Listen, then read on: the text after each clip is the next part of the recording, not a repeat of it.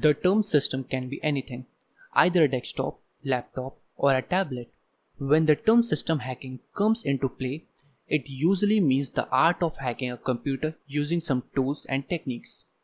So the question arises that how to hack a system or computer is probably one of the most frequently asked questions by most internet users and hacking enthusiasts. So now let's see what is system hacking. System hacking is itself a vast subject which consists of hacking the different software-based technologies systems such as laptop, desktop, etc. System hacking is defined as a compromise of computer system and software to gain access to the targeted computer and steal or misuse their sensitive information.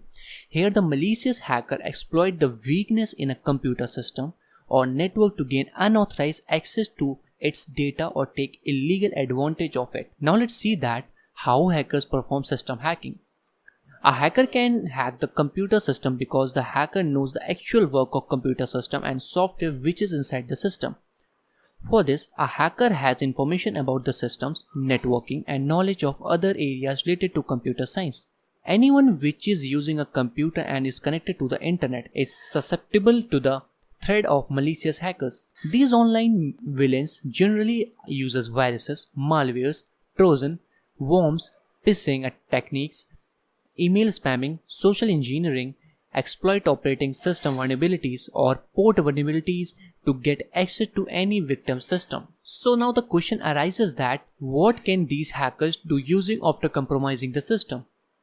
When your PC gets connected to the internet, the hacker can execute the malware on your PC and quietly transmits the personal, financial and essential information without your knowing consent.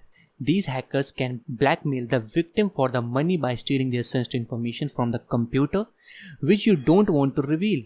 After compromising the victim system, the hacker can do these many things like ruin the victim's data by deleting the file, steal files and folders, hijack victim's username and password, steal money and credit card details while the victim is doing e-marketing or online transactions, sell victims' information to third parties who may use the information for illegal purposes, create traffic to shut down your website, to access to the server and manipulating the file program, etc.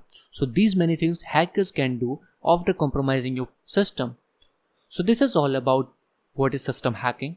In the upcoming videos, we are going to see how to perform system hacking in your own virtual environment.